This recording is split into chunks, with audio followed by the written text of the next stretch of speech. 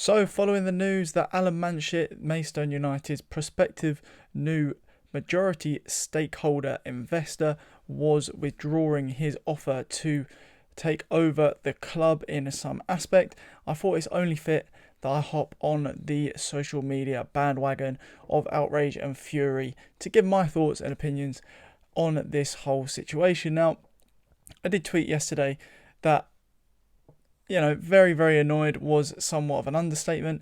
And that was definitely my initial reaction to this news. Of course, a couple of weeks ago, it was revealed by Maidstone United's current owners that, of course, the club had a bid accepted, or an offer, a proposal accepted, to become a majority stakeholder in Maidstone United's ownership by Alan Manchett. So, of course, the news, we all thought this was going to go really quickly. February was sort of what the deadline was looking like for that deal to go through. And it does seem that now the finer details have been talked over. That deal does not seem a right fit for either party at this moment. Now, I say at this moment because looking at the articles that have come out since, and of course the statement itself, it does appear that Alan Manchett's investment in the club is just on hold, potentially. It does not say that he's completely withdrawn. It does say the club looks forward to trying to work with Alan again in the future, and it does say that it's just not the right time at the moment. So could this be, well, this could be for a number of reasons, of course. The first of which being the current ownership may not potentially like some of the ideas brought forward, the kind of direction, the goals, the aspirations, the changes that Alan Manchett might be bringing through with his proposal. Of course, they want to see what the current prospective investor does pitch, if that's not suiting them, and what they want to see happen to the club further down the line. Remember, they're not looking to get rid of the whole club in this deal, at least. They do want to still have a big part to play in it. So, of course, if they're not going to be happy with any potential partners that they may be working with, then of course they're right to have their say in that. They do, of course, own the club. So that, for me, is definitely one potential thing there. They might not like the changes being brought forward. Another option as well, of course, is money. Of course, the big thing, especially in this day and age, money, finance. Does Alan Manchett actually have the money to be able to buy Maidstone? Now, a lot of the rumours going around at the moment are that there's a potential need to borrow money against the club in order to buy out the stake that he was looking to do so. Of course, that would put the club in a debted position, something that the current ownership, of course, are very staunchly against. They never want to see the club in a position where they do owe money to someone, whether that be because of a new investor or because of something that they've done in terms of purchasing or bringing players in or whatever. They don't want to go over that budget that they've set themselves. They don't want to end up on that slippery slope that so many clubs, especially in recent years, have found themselves sliding down. So, of course, that's a really big potential thing there. Obviously, loads of people say, but Alan Manchett's worth £90+ million. Well, if you watch my previous video, the Alan Manchett investment video, then you'll understand at least surface level what net worth actually means. I'll briefly run through it now. It just, of course, means that everything you own, from labour to property to assets, anything like that, does contribute to your net worth. So if you own a house, you may own a house if you're watching this video. If you do own your own house and your own car, and you may even have a cleaner or something that comes to your house every now and again, every single part of that added together will summarize your net worth in one way or another. Especially if you're a business owner, that's going to be a lot higher of all the product that you have, of course, the staff that you have under your management too. So, of course, Alan Manchett, with the companies that he is involved in, will have a significantly higher net worth than the liquid cash, the amount of cash he has available to spend willingly at the drop of a coin in his bank. So that may be, of course, an issue we're seeing there. So, just a couple of things there which may be the cause behind this. I, on a personal level at least, feel that it hasn't been best handled by the club. That is my honest opinion. I think that, of course, this news does get out one way or another, and I think that at the time they did announce this deal, it was probably a little bit earlier than they would have hoped for. You do hear, of course, murmurs and rumours around the club, and people who know people who know people who know people who might know someone's dog's granddad, and news spreads quite quickly. So, of course, they want to be the main outlet to put that sort of news out there when it comes to potential takeover talks. So they put that news out there that this offer had been accepted. Now, my opinion on this was that they would have at least done their due diligence before announcing that this offer was definitely something they were considering. They would have known that the prospective buyer or investor would have had the cash available. Otherwise, they probably wouldn't have gone through with announcing it. So for me, it's probably something along the line of finer details where it comes to who's managing what and disagreements on potential pathways for the club and how we go about that. So for me, that's probably what it is. I'm not entirely sure if it's a monetary issue.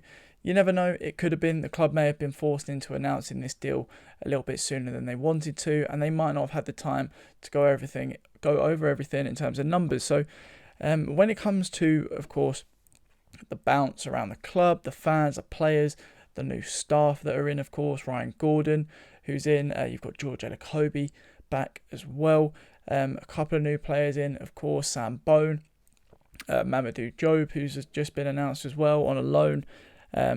So yeah, we've got a couple of new players in throughout this couple of week period, and the staff obviously coming back has provided such a great boost around the club, and to the players as well. Of course, you speak to friends and family and players themselves just in and around the club on match days, and the atmosphere seems to be so much better now.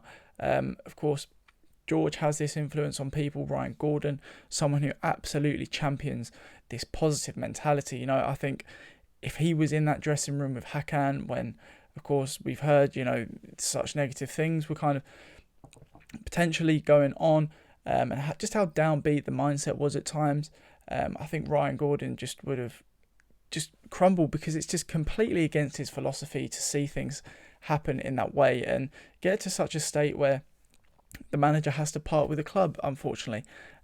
So, it does seem that now we are having a much greater focus on belief. I said on the commentary against Wrexham that, Maidstone, all they have to do is believe. Like, if they believe that they can get results in games, that's going to contribute so much more to this team than a really good player, a one-off good player, and getting in a great striker. If the rest of the team don't believe that they can get results, and you get in a player who scored 20 goals in the National League last season, it doesn't matter, because the rest of the team's not up for it. Maybe this striker who comes in can elevate a couple of people's performances, but if the rest of the team is still downbeat, not confident in survival, they're not confident in their own ability, then they're not going to play well enough to keep us up. So ultimately, I don't think the potential investment is going to, of course, impact too much on the results going forward. We've had two very positive results, of course. We beat Notts County in the Cup on penalties, and a lot of people saying that was their B team. Absolutely not. I'm not having that. They started their starting midfield three. They started two of their starting wingers. They started two of their starting centre-backs. It was mainly just full-back rotation and goalkeeper, striker coming in. So the foundation of their team was very much there, the core, the spine of their squad. And Maidstone still managed to pull off a positive result. And Wrexham as well, I was absolutely gutted. If you listened on Stones Live or watched National League TV, if you're abroad, you would have heard myself and Fred Atkins commentating on the Wrexham game, and I was absolutely distraught after that. I could not believe that we'd not managed to get something from that game. That was certainly, for me, the most heartbreaking result of the season, bar perhaps Dorking at home, which I don't want to go into either, but just, yeah, for me, the result, the performance has been so much more positive, the reaction to it as well, than what we've seen throughout the rest of the season so far. So for me, Aldershot tonight, when I'll be uploading this video, got Aldershot at 7:45 kickoff. So, that really has to be where the run starts. We haven't, I believe, won in the league in 6 games now. Or we might have got 6 losses in a row, something like that. And yeah, if we can't beat Aldershot tonight, I think our chances of staying up are very, very low. Of course, we need to try and drag Aldershot down into the relegation scrap. They've got a few decent results lately, so we do need to try and get as much as we can as soon as we can. It really could be a 6-pointer, but come the end of the season. So, we do need to make sure we get a result tonight. I'm confident we can get a result tonight. It's going to be tough. Every game for the rest of the season is going to be tough, no matter how well we play. Every other team, especially the ones coming up down near the bottom, are going to be fighting for their lives, and none of the teams down the bottom want to go back to the north or south, respectively. So we really need to get behind the team. That's the most important thing to come from all of this, no matter what happens behind the scenes in terms of ownership, or Oliver Ash out, or Terry Casey out, or this investor in, or this investor's rubbish, we don't want them. It doesn't matter. Just ignore that, because at the end of the day, that person being in charge isn't going to directly affect who's on the pitch and what their performance is going to be like. It's the management staff. It's who picks the team every week. It's going to be those players and those people around them that can motivate each other to get results. And for me, that is definitely the most important thing. We do really need to back the squad no matter what happens. So, when we're playing Aldershot tonight, or we're playing Eastleigh next week in the Cup or something like that, of course, people are going to have their opinions on the ownership and whatever, but like I say, the key aspect that we need to look forward to is moving this team onwards. The atmosphere at Wrexham was good at times. The atmosphere at Notts County was fantastic, even though we were very strongly outnumbered. We were a lot louder than Notts County for a lot of that game. So for me, getting behind the team is, of course, the most important thing, and I hope that we can get a result against Aldershot tonight and build on that. The confidence to beat teams in and around us is what we need right now, and if we can pick up a stray win or a stray point against some of the harder games we're going to have in this final run at the end of the season, then that's going to do us really well come the end of the year. So I think that's going to round it up for me. Of course, everyone's a little bit disappointed in the news that Manchett is withdrawing from his offer at the moment, but don't give up hope. These things are very complicated. They did say it was legal things as well that kind of come into it. So, sometimes these things need a little bit of fine tuning. They need some creases to be ironed out. So you never know. This could be a deal that happens a little bit further on down the line. There could be someone even better that comes in and decides to invest in the club. So don't give up hope. Believe in this team, believe in the players, the coaching staff, believe in the ownership at the moment. Of course, we've got to get behind everybody right now. We're in a very, very poor spot in the league. Let's be completely honest about it. No matter how people want to try and gloss it up with the last couple of results, we're not in a good position in the league right now. And the only way that's going to turn around is if the players can get performances going for them and results going for them. And to do that, they need us behind them. So don't give up hope. Keep believing in this Maidstone team, and hopefully we can stay up come the end of the season. So thank you all very much for watching, and I'll catch you in the next one.